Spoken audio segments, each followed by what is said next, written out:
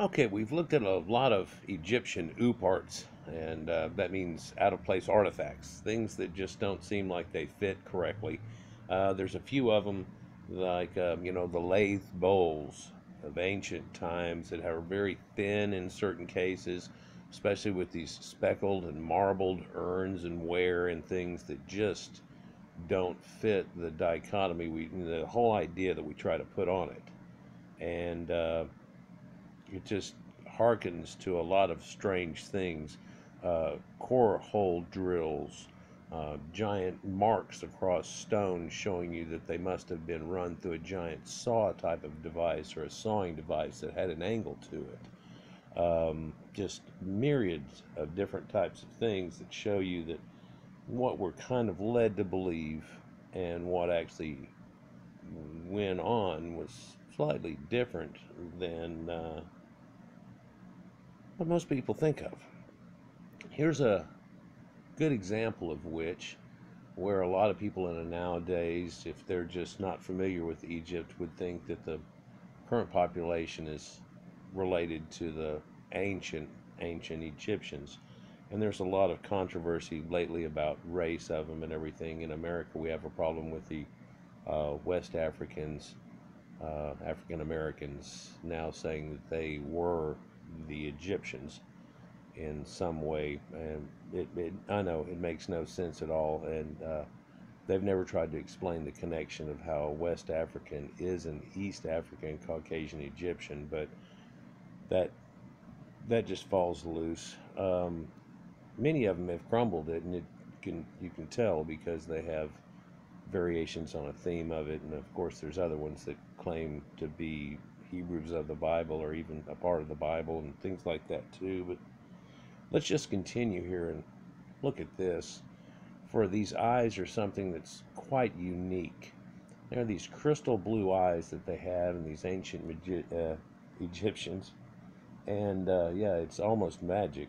They follow you around the room, and one set of these is slightly different than all the others, but it seems the uniform pattern for these is to have a set of the white alabaster mounted onto a piece of wood or solid itself, tapering to the back from what we see to inside the head more, tapering, definitely.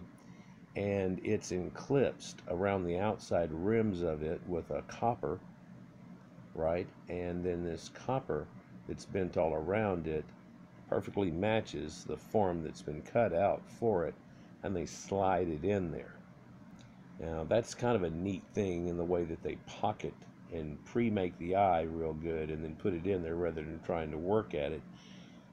A lot of people can tell that because of that fact, they had apparently gone through a lot of this and figured out this method to be best. And strangely enough, it almost comes to work off of just taking old little BS little statues like you see in the ancient Nakata period and digging out a spot for their eye and then insetting a stone. But now the stone is a two-tone stone. And the oddity here is that that white part there has a perfect cone cut down into it. It's really not a cone shape, it's cylinder, it's pretty much straight. And this lens sets down into it just barely, collecting and catching the edge, which has been done in bitumen. And then the pocket that's below that still exists down for 3/16 of an inch or so, and there's a copper plate that's under there. Now they put a dot on that copper plate, and whenever you lens it through that blue eye, it looks like a real blue eye. Not to be picky or critiquing, if they were to take and scratch, I don't know, to get this, if they were to take and scratch that copper thing around the edges and put the little scribbles, because you look real close at somebody's eyes, they have that little around the edges. Probably don't want to do it to the crystal after making it so beautiful. And that's the part, is out of all of this I'm talking about, how do they make these incredible crystals? And there's been a lot of talk about that, and we're going to look into that. But if they had that little scratchy thing, they'd be even better. And these things follow you around the room, and what's odd is the light refracting into them makes them like either gray or blue. And when you follow them around the room, or they follow you around the room, like the Mona Lisa, they change from gray to blue also. And you can even kind of see that here where the light is cutting off his forehead and landing here, and you can see it barely cutting through the lens and causing the bottom part of it to be lighter, and in here lighter. I think in one of these statues there shows a disconnection where it's not connected, and that's one of the ways that they've looked at all of this and seen. So, if you want to look into the eyes of an ancient Egyptian, this is an ancient Egyptian scribe from the 5th dynasty, and quite famous. He's sitting in his very calm pose, something extremely Buddhish, and he has his tablet before him in a calm pose, showing you how that they would be directed to sit and act and think and go through what they would do before they would write. So another mystery remains. The eyes of the Egyptian statues are rather the secret of their manufacture. From small fragments of rock crystal, these lenses were usually placed in the eye sockets of sculptures made of wood or limestone, generally of wood. In the old times they were made out of sycamore tree. In newer times they're made out of yew trees, which might harken to another place they're getting things from. For you know, they import all the Lebanon cedars and all this type of things, right? The skill of the execution of these lenses is amazing. It's simply amazing. And this unambiguously speaks about the creation of them by means of machining and specialized lathes. You could take, my father made, just to break in like I always do, my father made jewelry when he was overseas in the service over in Taiwan. It's actually at 2 different stations. It was something that people got into a little bit, and they could make jewelry for their wives back home with local stones and things. And one thing that was real popular was all kinds of jade, and he made a thing with a jade brooch and so on. And they have a custom of different colors of jade, meaning the same thing as our birthstones kind of deal. And so he made ones like that for and stuff, which are pretty cool. But you can have this spinning device and glue a rock onto a stick, and then hold that stick and push it around onto a lathe and get it to smooth off real well. But it's what you're smoothing it with and all these type of things. Then you'd have to have some device that chops the back off of this, and it seems like it's slightly milky at the back on some of these, but totally clear at the other part. So they had picked the exact portion of the glass to get out of there.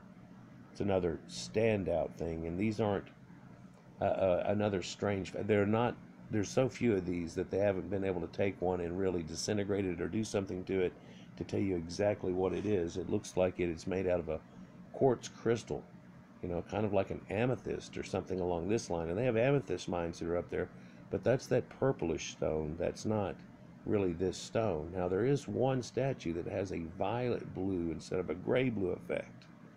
And so this stone is, where did they get this special stone from, and did they use it all up? Because it lasts from the earliest of dynasties that we can ever find till about the 12th dynasty. And then it peters out. And there's 1 or 2 statues after that, and that's it, that have ever been done with them. Like the statue of Hor and things like that are done right at the very end of it all. So the most striking representative of such sculptures is the statue of the pharaoh Korah, made of wood, and her eyes are inserted, which are frighteningly similar to the eyes of a living person. They change color from blue to smoky gray. The color depends on the angle at which that you look at them, and they quite accurately imitate the real architecture of a retina. Studies conducted by Professor J. Enoch, who represents the University of Berkeley, have simply shown the amazing similarity of these glass dummies with the shape and optical properties of the actual human eye.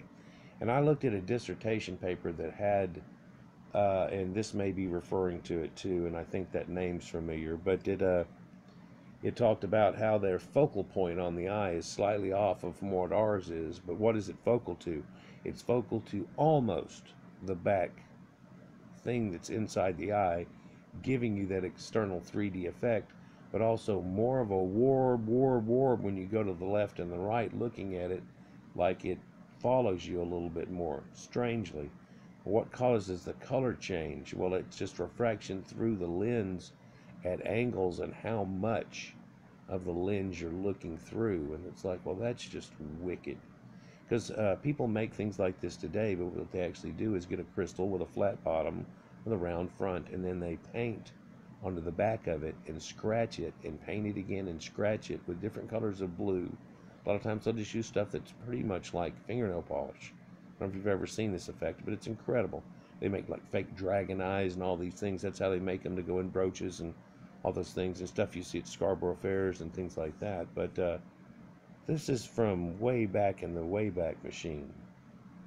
And it's definitely a new part. Going along with this smiling Caucasian blue-eyed man here that's the scribes. Scribes are passed down from father to son, father to son, father to son, and they can't find a record of it that I can find mention of at this point. Somebody else might know more about it than I do. And they can't find where they lost it at, or where the supposed disjunction is at, where these people, okay, well, at least these were still doing it because there's these statues, but then the craftsmanship, boom, it's gone. Or did they just run out of that stone, or how does that work out? Anyhow, they've even done it to cats. And this one is strange if it's the right one I'm thinking of. They show it face on in other pictures, but not in this article. And you can tell it's kind of greenish. And you're like, where the hell did they get that stone from? And then there's other ones of blue, and like Siamese type cats. And of course, they mummified cats and all kinds of things. And now they find out a lot of them didn't even have a cat inside of them. It's just an effigy. Here's another one that's from King Hor. And here's a picture where somebody's gone. I've seen this. This is somebody blowing it up. This has been in my pictures, and I made a mention of it, where they're real blue in some of his shots. Sometimes they're incredibly blue if you get just right. But the one on the right is blue. The one on the left is gray. You can kind of see that. You can also kind of see the copper on the left side all the way through the lens. It's almost clear. The one on the right's really a blue-gray. And if you walk around in front of him and face on, they turn a bright blue. J. Enoch suggested that the peak of his art in the processing of lenses, the Egyptian masters reached approximately 2,500 years before our era. Then this unique technology is used less and less often and then completely lost. And I found that odd in that paper. It's one of the things I was like, well, but I can't make a video about it. But when we talk about the eyes and everything to go along with it, you can. 2,500 years ago puts it at 500 BC, you know? And so no, all of these statues start at the very first of the dynasties. We're talking 3,000 to 2,400 BC, and it peters out at Hor at what, 13 something? So it carries a longer range than what they're even talking about, and it's odd that they would show you statues knowing that they're from one certain era and only in the oldest of eras, but then telling you that they only showed up at the very end. It's almost like they're trying to talk about two different things, if you'll follow me. These lenses were inserted not only in the eyes of the pharaohs, but also in the eye sockets of animals, like the cat we saw. An excellent specimen is a cosmetic vessel in the form of a cat with crystal eyes. Bordered with copper, this discovery dates from about 1991 to 1783, years before our era. And I don't know if... So, we try not to do BC anymore and AD and all that, but I still am stuck on it because it was just ground into me. The teachers that we had weren't going to have it. So, but before Common Era is kind of you'd say the same thing, but whenever you go BC and we're at the year 2000, and it's just simple, follow me. So if you say 2,000 years ago, then you're saying, okay, so it happened around zero. It happened around the time of Christ. Is that what you're talking about? Well, 1991 to 1783. Oh, so this cat was made then. No, no, no, no. They have these cats from way back when, and this crystal eye effect is like way back at the very start. I don't know why they do this. There's a whole paper, and it does this. And I'm a victim myself of calling BC and then trying to say years ago. And I screw it up. You'll catch me. I'll say, hey, that happened, 2000 BC. That's 4,000 years ago. But if I don't catch myself, I'll say something happened 3,000 BC, 3,000 years ago. No, that's 5,000 years ago. And by the same notch, it'll say 5,000 years ago, and I'll say 5,000 BC, meaning, so no, 3,000 BC. Anyhow, it doesn't happen often, but I've actually caught it in a couple of my videos. One of them I cut out here, and the other one I left in and just make a note of it. And it happens sometimes, but that can't even be the effect here. Totally, you add 2,000 more years to these numbers, and yeah, you're getting there, right? So, it's odd. Let me continue.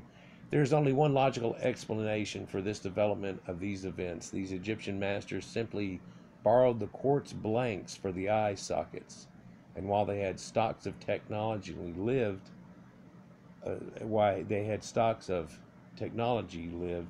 and they ended, the technology had become lost.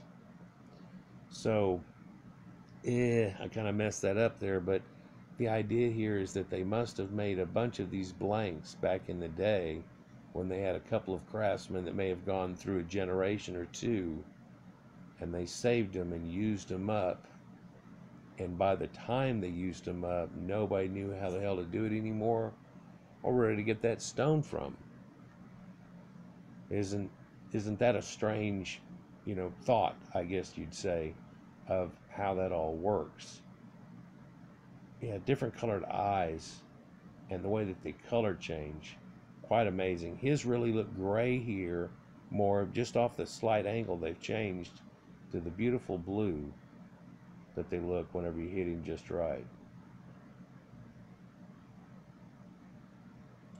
And there's Nofret and Renifer, her husband, and all these people that have these crystal eyes. Let's take a look at some. This is from the editor page a couple of years ago, from the admin, Eyes in Early Egyptian Statues. And it's self-centered there. See how deep her blue eye is? You almost have to have a light coming from the front of it. This is Nefertiti in her statue. And of course, a big fit was thrown whenever they came out with her recreation, and it didn't quite look Negroid to the black people that really desperately want to be attached to Egypt somehow from West Africa. But it doesn't show up in these shots as well. I think you probably are able to see it, but it's a deep blue, almost exactly the same color of blue as her hat is, but in her eyes. And she doesn't have the one on the other side, so they clipped it out here, and they thought that they would insert it. When reading the book, The Sirius Connection by Murray Hope, I came upon an item that dealt with the color of eyes as found in early Egyptian statues, which I found interesting for two reasons. Firstly, because it raised a curiosity as to why, in the context of early Egyptian origins, the eyes in the earliest known depiction of Egyptian sculpture were either blue or a gray, but not brown as many people have been expected. And secondly, because of the way in which the quartz had been used to fulfill the presence of the eye. Hope cites the author and Egyptologist John Anthony West for bringing her attention to his work and how there are early examples of Egyptian statues in which the inlay of the eyes are either blue or gray in color. Now, Hope writes that she reckons to have noticed how depictions of the deities such as Horus showed them with eyes that had a blue pupil, without stating where those depictions can be seen for the comparison of opinions. Hope thinks that the color of these eyes is another token of a trace of evidence in the quest for belief in a legacy from pre-dynastic mysterious strangers who have left and infiltrated their mark within the myth and culture. And so she said that's Nefertiti's bust. Well, Horus is supposed to have been blue-eyed.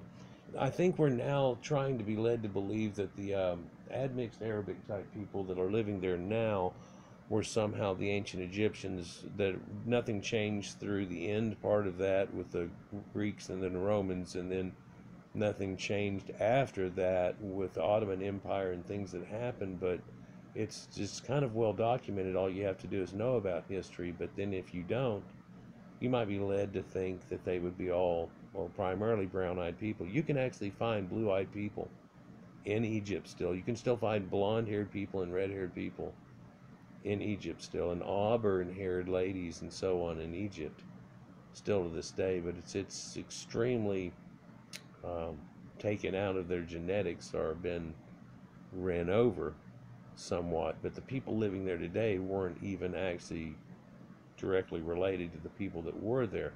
There's so many mummies that show blonde and red hair. Not that there was a huge contingent of it necessarily, but actually, yes, they found a graveyard that has over 1 million bodies in it, and there's a huge contingent of blonde and red-haired people. And at the current rate, one of the papers the man was writing out through his dissertation paper on it said that at the current rate, there's only 2 stocks of people that have this rate of blonde, red hair next to auburn versus dark brown, black hair, and that is certain pockets of the Berbers living on the edge, and the Amazigh type people, and Irish and far West Europeans. And so, that kind of led to something odd. Well, directly after that was trying to be debunked like crazy. The genetics actually came out of King Tut, and it pegged him to be over there. And there was an elder article from before that proving that Ramses was a pale leucoderm. In other words, a red-headed man, that he not just had henna in his gray hair, but that he used to actually be a redhead, and kind of had that overall appearance, like David or Solomon in the Bible they talk about and stuff, where they're somewhat fair but ruddy. Perhaps it's apropos to state a little background to Murray Hope and her writing. The inherent quest of this book is the author's dissemination of her interest and belief in extraterrestrials. Their visit and interaction with the planet Earth and its indigenous people. For her and others that purport the existence of visitation of alien intelligence, it was the Anunnaki, and these are also blue-eyed gods. All the statues they show of them are blue-eyed gods, and the Sumerians. And they also have this inlaid blue eyes, and this disc for a center of eye, which we can even find over in South America and along that line. Along with their earthly interbred offspring, the Nephilim, who brought knowledge, technology, and civilization to the hunter-gatherers of Earth.